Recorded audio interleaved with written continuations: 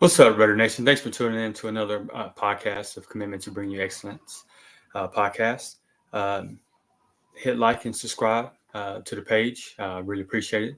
Kind of want to get into the Brock Bowers pick. Want to know what your reaction was at the time when you heard with the 13th pick, the Las Vegas Raiders select Brock Bowers. If it was anything like my reaction, it was kind of like, what? You know what I'm saying? Like, tight end at 13.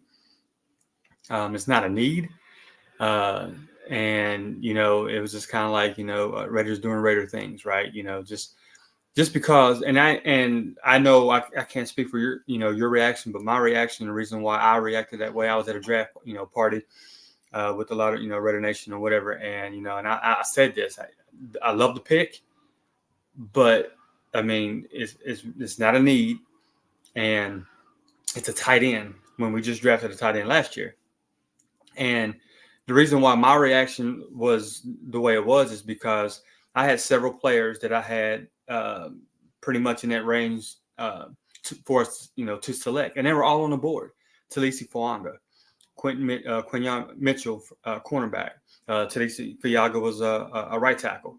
Then you had cornerback Terrion Arnold. And then you had a right tackle in Marius Mims, all needs.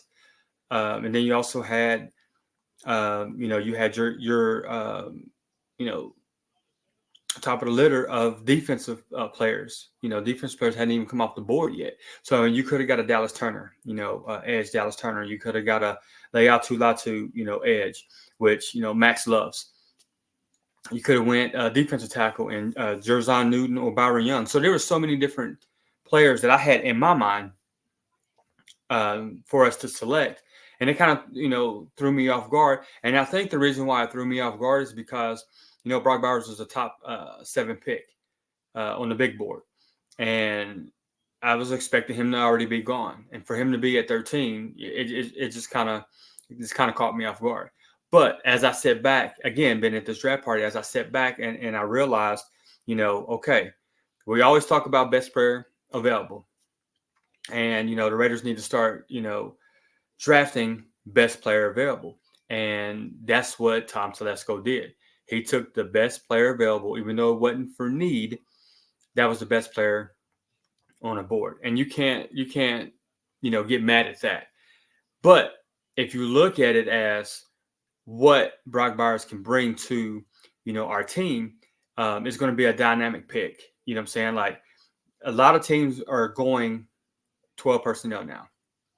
They AP talked about it. They want to be physical. They want to run the ball. They want to bring the power run back, right? So they can do this now in the 12 personnel, and they have 2 really elite tight ends on the field. Go back and look at when Gronk was in his prime, and then the Patriots had Aaron Hernandez on the other side, same kind of build and everything of Brock Bowers. Michael Mayer fits the Gronk build, but they look how dominant they was, right?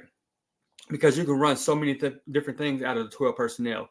You can run left or right. So when they're in this personnel, obviously it throws off run. It's a run, play or package or whatever.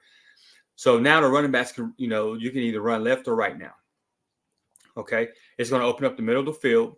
Bring the linebackers and safeties. So that's going to leave, at least one-on-one coverage to Jacoby Myers or Devontae Adams.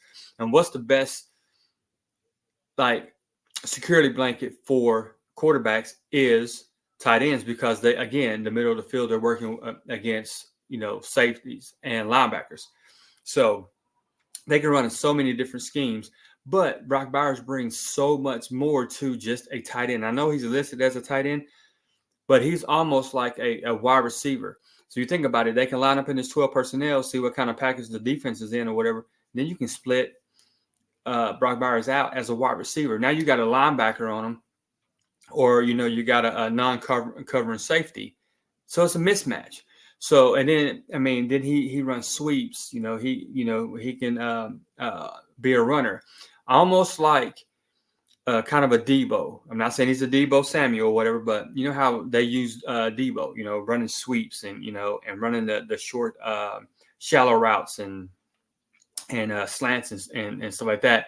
That's what Brock Bowers can bring. So as I looked at it, as I kind of took my emotions out of, what the pick and started analyzing it, it actually is a really good pick, and I'm not upset at it. So I just wanted to kind of throw this out there. Going into day two, what's it going to look like for us going into day two, and what kind of players we should be looking at. I wanted to kind of put this a little bit of ease. If you had any kind of anger behind it, or you just you wasn't feeling it, I just wanted to kind of give you some kind of insight and kind of give you an overlook of what this offense can possibly be with a Brock Bowers being added to it. So I mean, he is a legitimate weapon. So all right, Raider Nation, I know we're gearing up, getting ready for day two. We got 2 picks, depending on if they trade back and accumulate any more. But I expect some really good players coming along for day two. So buckle up, man, and let's go. So catch me after day two. I'll analyze the picks, and then I'll come back with another podcast for you guys. So Raider Nation, you guys stay up. Again, like the page, commitment to bring you excellence, and say what's up to your boy.